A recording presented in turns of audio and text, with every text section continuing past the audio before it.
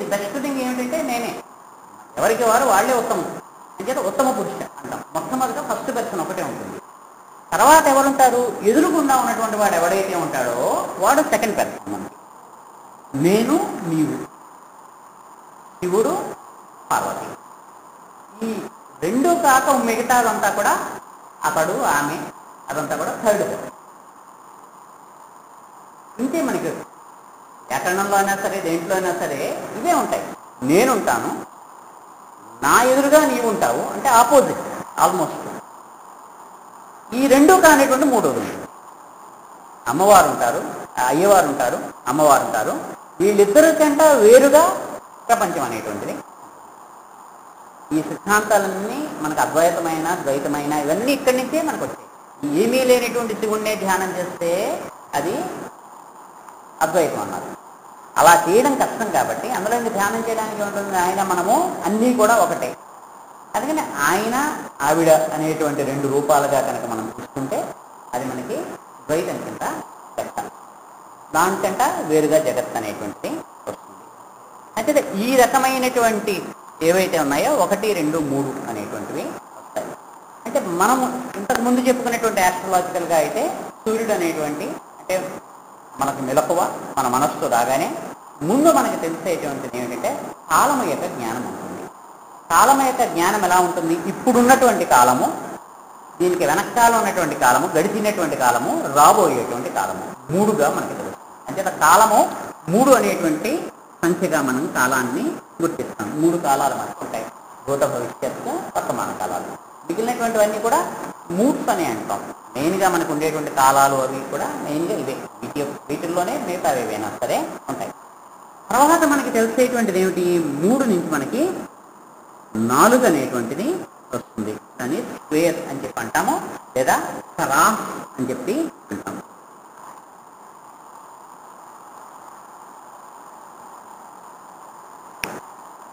Square అనేటువంటిది లేదా cross అనేటువంటిది. ఇదేమిటిది, దిక్కుల యొక్క జ్ఞానం.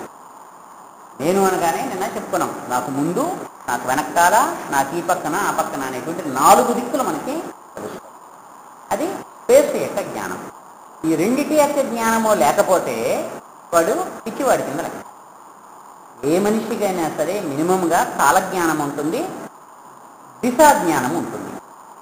ఈ రెండు లేకపోతే వాడు పిచ్చివాడు. పిచ్చివాడు ఏ కాలంలో జీవిస్తున్నాడో ఎక్కడుంటున్నాడో వాడికి తెలియదు. వాడికి అది గతము వర్తమానం కింద కలగలిపేసుకుంటూ ఉంటాడు. కుడిని ఎడమగాను, ఎడమని కుడిగాను చేసుకుంటూ ఉంటాడు. కానీ మామూలుగా ఉండేటువంటి ఎనీ సేమ్ పర్సన్, మామూలు సాధారణమైనటువంటి మానవుడికి ఈ 3 కాలాలు తెలుస్తాయి, 4 దిక్కులు మనకి తెలుస్తాయి. ఈ 4 అనేటువంటిది అయిన తర్వాత ఇంతవరకు సృష్టి అనేటువంటిది అంటే మనకి సృష్టి యొక్క జ్ఞానాన్ని మనం తెలుసుకోవాలంటే చాలా చాలా కష్టం. అంటే 1 సారి 2 సార్లు మనకు వింటే కాదు, 10 సార్లు 15 సార్లు విని ధ్యానం చేస్తే కానీ మనకు అర్థం అవ్వదు. ఇవన్నీ కూడా సృష్టి అప్పటికి ఇంకా ఏర్పడలేదు. మనం ఇంతకుముందు చాలాసార్లు మన బ్లూ ప్రింటే ఇంకా ఆ మనస్సులోనే ఉంది. కాగితం మీద బ్లూ ప్రింటే వేసుకున్నాం, ఇల్లు ఇంకా కట్టలేదు. ఇవన్నీ కూడా అంతే. మనకి పురాణాల్లో కూడా చాలా అవతారాలు భూమి పుట్టక ముందు జరిగినటువంటి. మత్స్యావతారం అనేటువంటి దాంట్లో ఈ భూమిని, తర్వాత కూర్మావతారంలోనూ దాంట్లోనూ కూడా వరాహావతారంలో భూమిని స్థాపగా చుట్టారు అనేటువంటిది వచ్చే వరకు, భూమి యొక్క ప్రసక్తి వచ్చే వరకు భూమి అనేటువంటిది లేదు. భూమి లేకుండా జరిగినటువంటి అవతారాలే మొదట ఉన్నాయి. భూమిగా దిగొచ్చిన తర్వాత జరిగినటువంటి అవతారాలను వేరు. అందుకని ఆ అవతారాలన్నీ కూడా సింబాలిక్ అంతే. అవన్నీ కూడా మనకి వాటిల్లో ఉంటాయి. అంటే భూమి ఇంకా ఏర్పడలేదు. ఏర్పడకుండా ఉండేటప్పుడే ఈ విజ్ఞానం మనకు ఉంటుంది. చిన్న పిల్లవాడికి కూడా వాడికి ఇంకా మన లెక్కలు నేర్పకముందే ఒక చిన్న చాక్లెట్ను ఒక పెద్ద క్యాడ్బరీ పెద్దది ఈ 2 వాడు ఎదురుకుండా పెడితే వాడి చేయి పెద్దదాని మీదకే వెళ్తుంది. వాడికి ఇంకా స్కేల్ ఇచ్చి కొలతలు కొలిచి ఇది 5 సెంటీమీటర్లు ఉంది, ఇది 2 సెంటీమీటర్లు ఏముంది, ఇది పెద్దది ఇది చిన్నది అనేది వాడికి తెలియపోదు. అయినప్పటికీ కూడా వాడు పెద్దదాన్ని పట్టుకుంటాడు. ఓ చేతిలో 10 ఎన్నో చాక్లెట్లు పెట్టుకుని ఓ చేతిలో 2 చాక్లెట్లే పెట్టి 2 చేతులు వాడి ముందు పెడితే ఎక్కువ అయిపోయి వాడి దృష్టి ఆకర్షించబడుతుంది. ఇది ఎక్కువ ఇది తక్కువ అనేటువంటి జ్ఞానం వాడికి ఎక్కడి నుంచి వస్తుంది? మనకేమని చెప్పారు పురాణాల్లో? కపిలుడు అనేటువంటి ఒక మహర్షి ఉంటాడు. ఆయన ఒక ప్రజ్ఞాగామంలో పనిచేస్తూ ఉంటాడు. సంఖ్యల గురించి మనకి ఇచ్చేటువంటి జ్ఞానము ఆయన సాంఖ్య యోగము అనేటువంటిది చెప్పాడు తన తల్లి. అంటే ఆ సాంఖ్యయోగం అనేటువంటి దాంట్లో మనకి చెప్తారు. ఆయన మనలో పనిచేస్తూ ఉంటాడు. ఈ పనిచేస్తున్నప్పుడు మనకి ఎవరూ నేర్పక్కలు లేకుండానే ఏది పెద్దదో ఏది చిన్నదో తెలుస్తుంది, ఏది ఎక్కువో ఏది తక్కువో తెలుస్తుంది. తర్వాత ఎప్పుడో మనం వెళ్ళి 5 గంట 2 తక్కువ, 2 గంట 5 ఎక్కువ అనేది నేర్చుకోవచ్చు. కానీ ఇన్స్టింక్ట్గా చిన్నపిల్లాడు కూడా ఇది పెద్దది ఇది చిన్నది, పెద్దదాని మీదే దృష్టి వెళ్తుంది కానీ చిన్నదాని మీదకి వెళ్ళదు.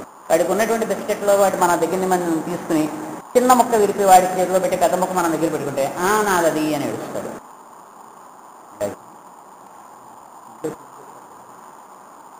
అంటే ఈ రకమైనటువంటి జ్ఞానము అంటే ఇప్పుడు మనం చెప్పుకుంటున్నటువంటి నెంబర్స్ అన్నీ కూడా సృష్టి ఇంకా రాలా. అంటే సృష్టి అంటే మన ఉద్దేశం భూమి ఇంకా రాలేదు.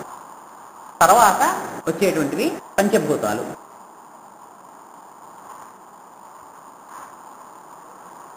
ప్రతి నెంబర్కి మనకు ఒక సింబల్ అనేటువంటిది ఉంటుంది, ఒక స్టార్, 5 పాయింటెడ్ స్టార్ అని చెప్పి అంటాం. ఇవి పంచభూతాలు. ఇవి ఏర్పడిన తర్వాత నుంచి నెమ్మదిగా మనకి సృష్టి దిగి రావడం అనేటువంటి దాని కింద మనకి వస్తుంటుంది. అంటే దానికి బేస్ 3 పడినప్పటి నుంచి వస్తుంది. 3 అనేటువంటి నెంబరు సృష్టిలో వచ్చినప్పటి నుంచి ఈ భూమి అనేటువంటిది రావడము, దానికి తయారవడం అనేటువంటిది ప్రారంభమవుతూ ఉంటుంది. తర్వాత నెమ్మదిగా మనకి ఈ ఒక్కొక్క విభాగము వస్తున్న కొద్దీ, ఒక్కొక్క నెంబరు బయటకు వస్తున్న కొద్దీ కొంత భాగము పట్టుకుంటూ ఉంటుంది. తర్వాత మనకి ఈ 3 అనేటువంటిది ఏదైతే ఉందో దీన్ని అప్పర్ ట్రయాంగిల్ అని చెప్పి, దాన్ని రివర్స్ చేసి లోయర్ ట్రయాంగిల్ అని చెప్పి, దాన్ని 2గా ఒకదాని మీద ఒకదాన్ని పెడితే తిరగేసి పెడితే అంటే పైది అప్పర్ ట్రయాంగిల్ కింద, దీన్ని లోయర్ ట్రయాంగిల్ కింద, సేమ్ దీన్నే తిరగేసేటప్పుడు 6 షడ్భుజి ఏర్పడుతుంది. షట్కోణాలు ఏర్పడతాయి, 6 కోణాలు ఏర్పడతాయి. ఇది నెంబరు 6 అనమాట. ఇది నెంబరు 5, నెంబర్ 4.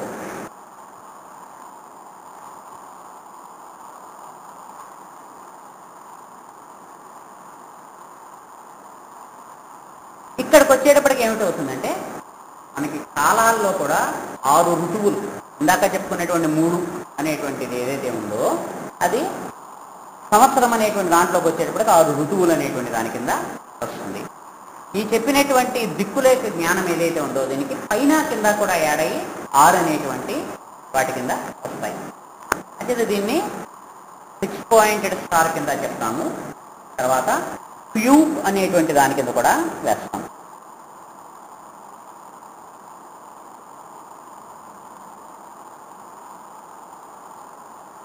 ఆరు ముఖాలు కలిగినటువంటి క్యూబ్ కింద కూడా మనము చేస్తాము, ఒక ఘనము కింద.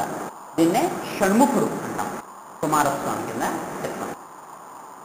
అంటే 6 అనేటువంటి నెంబర్ మనకి ఎక్కడ చూసినా సరే కుమారస్వామి మనకి గుర్తు రావాలి.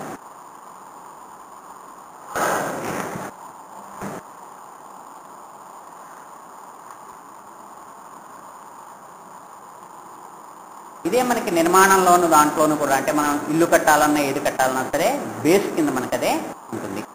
అంటే ఇటక మనం ఇలాగే చేసుకోవాలి, 6 ముఖాలే మనకి ఉంటాయి. అంటే క్యూబిక్గా ఉన్నా మనం దాన్ని దీర్ఘచతురస్రంగా మనం ఎలా చేసుకున్నా సరే ఇటక అనేటువంటిది ఇలాగే ఉంటుంది. అందుకనే వేదంలోనూ దాంట్లోనూ మనం ఏదైనా సరే రిచువల్ కండక్ట్ చేసినప్పుడు ఆ ఇటకలను మనం పెట్టుకుంటాం. దానికి హయ్యర్గా ఉండేటువంటి కొన్ని రిచువల్స్లోను వాటిల్లోనూ క్యూబ్ అనేటువంటి దానికి చాలా ఇంపార్టెన్స్.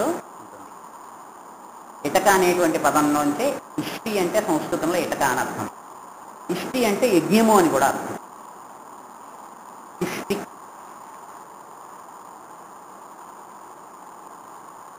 ఇష్టి అంటే ఇటుక అని అర్థం, ఇష్టి అంటే యజ్ఞము అని అర్థం. పుత్రకామేష్టి అంట మనం, అంటే పుత్రుడు కావాలి, పుత్రుడు కామము కోరిక, పుత్రుడు కావాలి అనే దాంతో చేసినటువంటి ఇష్టి యజ్ఞం పుత్రకామేష్టి. ఇష్టి అంటే ఇటుక అని అర్థం. ఇటుక గురించి మనకి తెలిస్తే, క్యూబ్ గురించి కనుక మనకి తెలిస్తే మనకి సృష్టిలో ఉండేటువంటి ఎలిమెంట్స్ అన్నింటినీ కంట్రోల్ చేయగలుగుతాం.